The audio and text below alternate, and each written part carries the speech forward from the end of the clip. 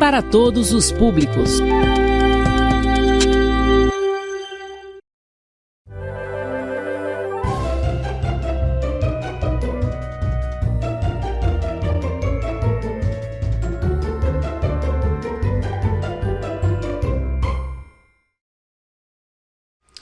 Olá pessoal, tudo bem? Estamos começando mais uma aula de ciências, 8º ano, e eu sou o professor Will Soares. Vamos falar hoje sobre magnetismo, tá?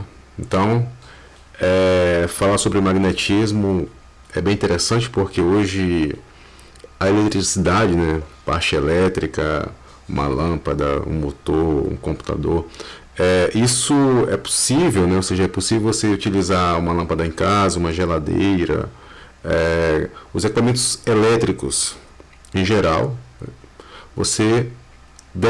Nós devemos muito ao magnetismo, né? Não é apenas a uma coisa, mas a algumas outras também. Então, eu quero começar mostrando para vocês uma imagem e vamos discutir um pouco sobre essa imagem. Tá? Aqui está a imagem, né? Essa imagem parece, né, assim, uma pedra, né? Deixa eu só mudar aqui para a gente melhorar. Ótimo. Foi muito. Certo, então, o que eu quero falar aqui para vocês sobre esta imagem. Aqui. Ótimo. Observe a imagem, né? Bem, falar sobre magnetismo, a gente vai pensar em ímãs. Ou seja, os ímãs já eram conhecidos há muito tempo. Tá? Então, observem. Reza a lenda que a descoberta dos ímãs naturais ocorreu na Grécia Antiga. Então, muita coisa aconteceu na Grécia, né? Para começo de conversa. Em uma região denominada Magnésia. Tá? Então, a gente já começa... Deixa eu reduzir um pouco essa espessura aqui, está ótimo. Certo. A região chamada... Vamos aqui. Ótimo.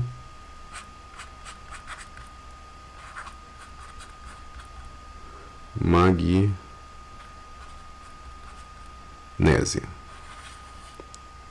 Então é isso. Magnésia.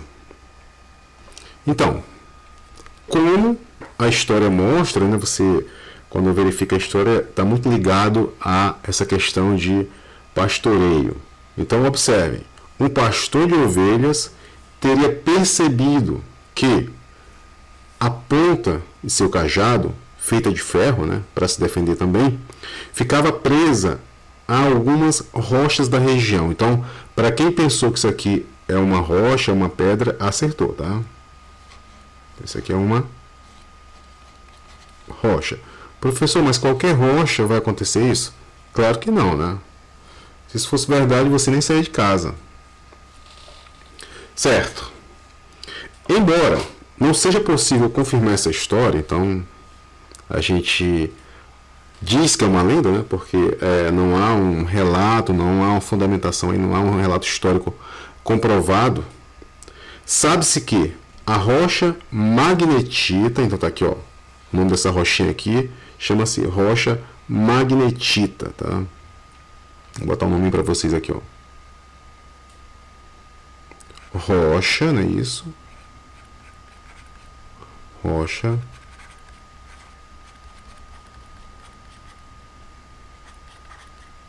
a rocha magnetita.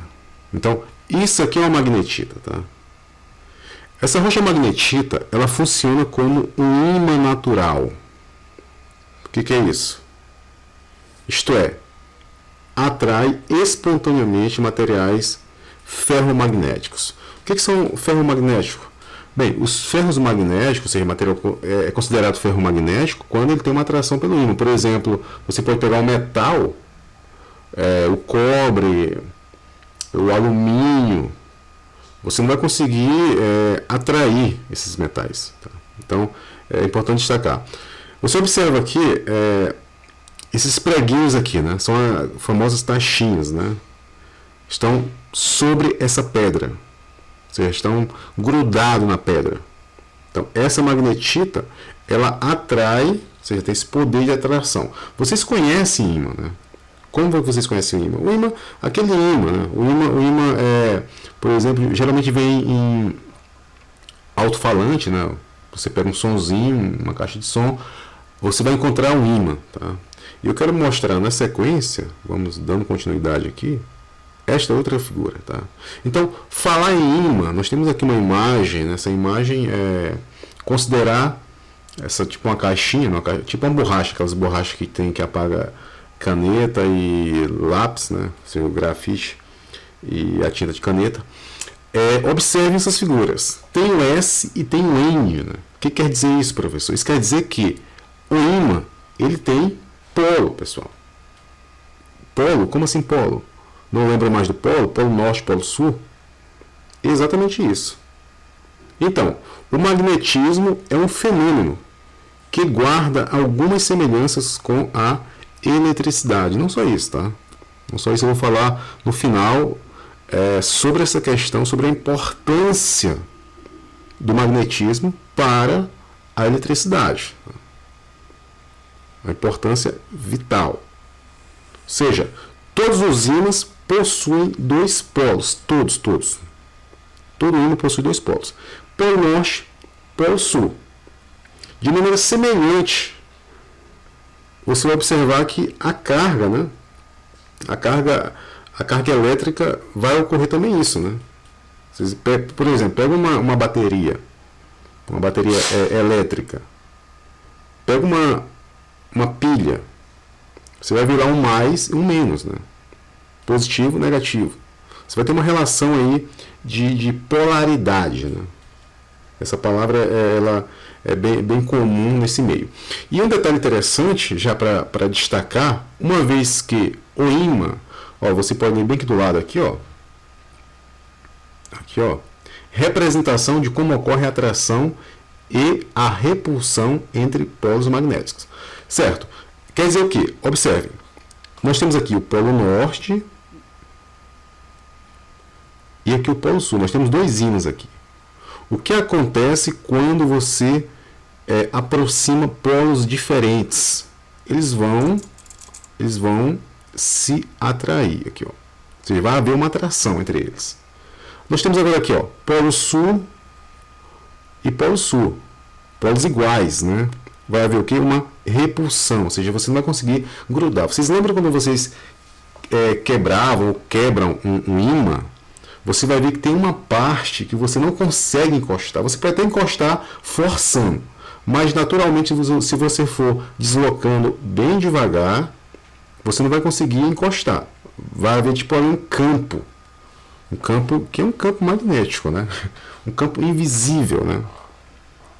Observe mais embaixo aqui nessa próxima figura, nós temos aqui, o norte e o norte. Ou seja, dois polos iguais de novo. O que vai acontecer? Também vai haver repulsão. Então, guardem na memória agora que no magnetismo nós temos os ímãs. Quando eu pego dois ímãs diferentes, claro, dois ímãs, e tentar grudar, ou seja, encostar, atrair esse ímã, isso só vai acontecer quando os polos forem diferentes. Você fala, professor, mas como é que eu vou verificar se esses polos são diferentes ou iguais, uma vez que eu não consigo verificar, uma vez que não vem definido lá no ímã, né? Se você pegar, por exemplo, um ímã de um alto-falante, você vai ver que não está escrito lá norte, sul, não vai haver isso, né? Polo norte, polo sul. Mas você vai identificar isso como?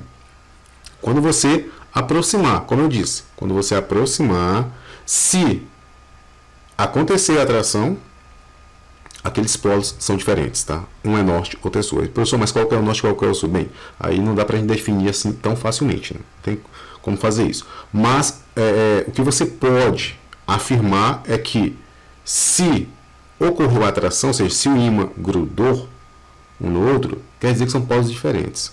Mas, uma vez que você tentar aproximar e você sentir uma repulsão, uma força contrária, então ali você vai dizer que tem dois polos iguais. Ou são dois polos nortes, ou são dois polos sus. Tá? O que vai acontecer é isso. Certo? Então, gravado isso, né, identificado essa situação de que polos iguais vão se repelir, polos diferentes vão se atrair, essa informação no magnetismo ela tem uma importância significativa para a continuidade dos estudos, certo? E isso nos leva a uma outra situação. Deixa eu mostrar aqui para vocês. Observe a imagem, né? Nós temos aqui os polos magnéticos sempre existem aos pares, tá? Ou seja, você vai ter sempre um ímã com um norte e um sul. Tá? Se o ímã for partido ao meio, como eu já falei, cada novo pedaço terá polo norte e um polo sul. Então vai ter um polo norte e um polo sul. Certo? Então, observe aqui na figura, nós temos aqui um ímã, né? Ó, esse aqui é o ímã. Deixa eu mudar essa cor aqui. Ótimo. Então nós temos aqui um ímã. O que aconteceu? O polo norte foi partido ao meio. Ó. Partimos ao meio. Gerou esse novo ímã aqui. E o que aconteceu? Aqui era só norte. Ó. E gerou aqui um norte e um sul. Partimos o polo sul. Quando eu falo partir, é partir literal. Você quebrar, você cortar esse ímã. Né? O que vai acontecer? Você vai ter aqui, ó, polo norte e polo sul. E você vai fazendo isso, ó. Novamente aqui, peguei esse polo norte. Aconteceu o quê? Dividiu em norte e sul. Vou pegar esse polo sul aqui pequenininho. Vai acontecer norte e sul. E se você for fazendo isso, isso é uma característica do ímã. Tá? Isso é uma característica. Então, os átomos desses materiais podem ser considerados ímãs elementares. Isto é, os menores ímãs teoricamente possíveis. Ou seja, você é parecido com aquela teoria atômica bem antiga, né? Que não existe mais, que é aquela teoria que você ia dividindo, aquela teoria lá de Plutarco, vocês lembram? Talvez não, mas a teoria de Plutarco, ele dizia que se você pegar qualquer material na natureza e começar a partir esse material ao meio, vai partindo, vai chegar um momento em que você não vai mais conseguir partir. E ali teria o átomo. Essa teoria não funciona, essa teoria não existe. Essa teoria era a teoria de que o átomo era indivisível, e a gente sabe que isso não é verdade. Né? O átomo tem partículas, subpartículas, que são passíveis de divisão. Né? Certo? Então, voltando, nós temos que, ao dividir um ímã, você vai gerar um novo ímã, certo? E um detalhe, se você cortar esse ímã ao meio, você vai estar aí separando norte e sul. Não mesmo, né? Ao cortar o meio, você vai estar cortando de fato, mas os dois novos pedaços do ímã, eles formarão novos ímãs com norte e sul. Tá? Se eu cortar só um pedacinho aqui do norte, só aqui 50% do norte, o que vai acontecer? Você vai ter um ímã também pequeno, mas com norte e sul. Sempre isso. Cortou um pedaço, norte e sul. Que fique claro para a gente dar continuidade. Bem, e a gente se pergunta, mas é possível, né? É possível verificar esse campo? Gente, é possível, tá?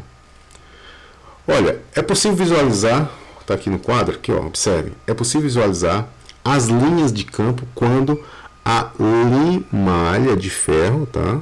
Ó, limalha de ferro está sob influência de um campo magnético gerado por um ímã. O que é limalha de ferro? Bem, é aqueles pedacinhos de metais, né? Você tem um metal ali bem cortado, posso pegar, por exemplo, uma esponja de aço e você tentar cortar ela em pedacinho, você vai ter ali a limalha. E o que acontece? Se você pegar uma folha de papel A4, por exemplo, e pegar um ímã, colocar embaixo, e você jogar a limalha em cima do papel, próximo, não encostando muito, né, claro, só sentindo a influência, e você movimenta esse papel, você vai ver que vai acontecer exatamente o que está aqui nesse quadro. Ó, isso aqui, ó. Você tem aqui, ó, essas indicações aqui, ó. Olha aí, ó. E aqui embaixo, a gente tem aqui a representação do que está acontecendo aqui em cima. Então, o ímã está aqui embaixo. Observa que você tem aqui umas linhas, né? Que é o campo magnético, tá? Aqui você tem o campo magnético. Olha essas linhas aqui, ó. O norte, né? e aqui o sul. E aqui há uma ligação, ó. Ou seja, há uma ligação das linhas, né? Então, considerando que essas linhas estão saindo do norte, estão entrando aqui, ó, no sul, então quando você pegar linhas, ó, veja só, quando você pegar norte com norte, é como se tivesse duas linhas empurrando, né? Teria o sentido ali de igualdade, elas não bateriam. Se falar, mas a do sul está puxando, deveria puxar o sul. Não, aqui é só uma representação simbólica, tá? Que é uma simplificação. Mas o campo de força, ele tem um percurso aqui, ó. Ele está saindo aqui do norte e indo para o sul. Então, sul, sul, e você vai fazendo esse percurso. Então, é importante. Lembrando disso, a gente vai pensar na Terra. Já ouviram falar sobre a questão do eixo de rotação da Terra, sul magnético, norte geográfico, sul geográfico, norte magnético? Isso existe, tá? Eu vou mostrar para vocês aqui. Vocês devem ter visto isso lá em geografia, mas vamos revisar aqui, ó. Pronto, tá aqui. Aqui está o planeta Terra, né? O nosso planeta desse formato, né? E nós temos aqui o eixo, né? Ou seja, esse eixo aqui, daqui o eixo. Deixa eu só mudar aqui. Ótimo. Ok. Nós temos aqui o eixo de rotação. Professor, o que é esse eixo de rotação? O eixo de rotação é o que faz a gente ter o dia e a noite, né? Ou seja, é por onde, ou seja, é um eixo imaginário, claro, que, desculpem aí, que faz com que a Terra gire em torno desse eixo. É mais ou menos assim. Então você vai ter aí o dia e a noite, é o que faz acontecer esse fenômeno de dia e noite, tá? Esse eixo de rotação. Então, essa ideia, né? Essa ideia de campo magnético, de campo geográfico, isso é verificado quando você pega uma bússola. Então, quando você pega uma bússola, por que a bússola aponta para o norte? Tá? Não é isso que acontece? Observe aqui, ó. Nós temos aqui essas bolinhas aqui, ó. É como se fossem bússolas, tá? Então, essa setinha, essa pontinha aqui vermelha, é a indicação do norte. Quando você pega a bússola, a ponteirinha vermelha, ela indica o norte, tá? O norte geográfico, não é isso? O norte geográfico. Então, pegou a bússola, o professor está apontando para onde? Para o norte. É só você andar que você vai chegar no norte. Mas, por que esta seta, esta indicação, ela aponta para o norte da Terra? Bem, pessoal, é importante entender que quando você está com uma bússola, ela está apontando para o norte, de fato. Mas esse norte é o norte geográfico. E isso coincide com o sul magnético. Ou seja, o que está puxando aquela agulha naquela direção é o polo contrário. Então a Terra é um grande ímã. A Terra ela tem um campo magnético gigantesco.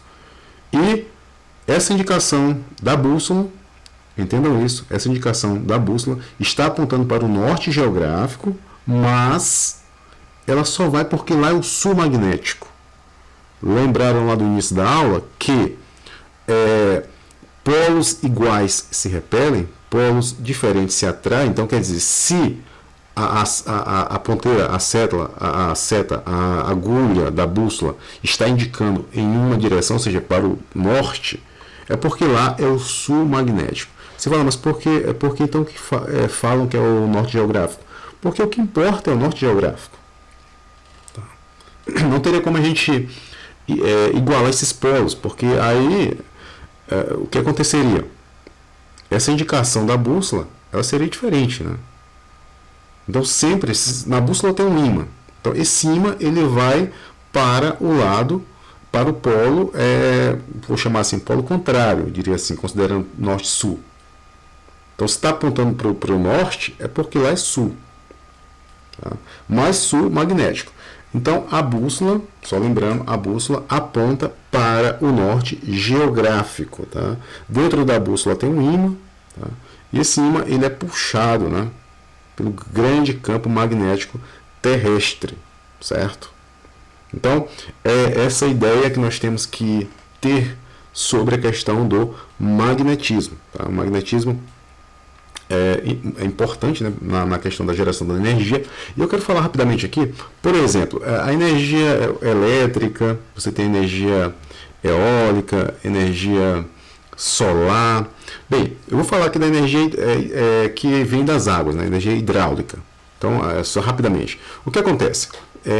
Em linhas gerais, o que vai acontecer é que você tem ali as turbinas, né? Você tem a parte onde a água passa, essa água vai passar, vai girar uma turbina, essa turbina está ligada a um eixo, né? Vamos imaginar que eu vou tentar desenhar aqui. Deixa eu voltar aqui para o quadro, tá, pessoal? Rapidamente. Tá, então imagina só. Você tem aqui, ó. Vamos imaginar isso aqui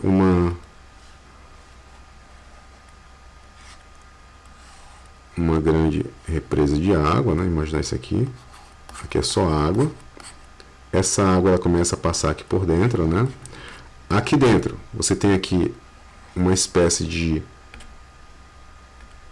turbina aqui ligada aqui, ó. Então, tem um eixo, tá? Esse eixo, ele vai ligar lá na frente ao eixo de um gerador, ou seja, um gerador de energia, assim. E aqui você tem um campo, tá? Um campo magnético, tá?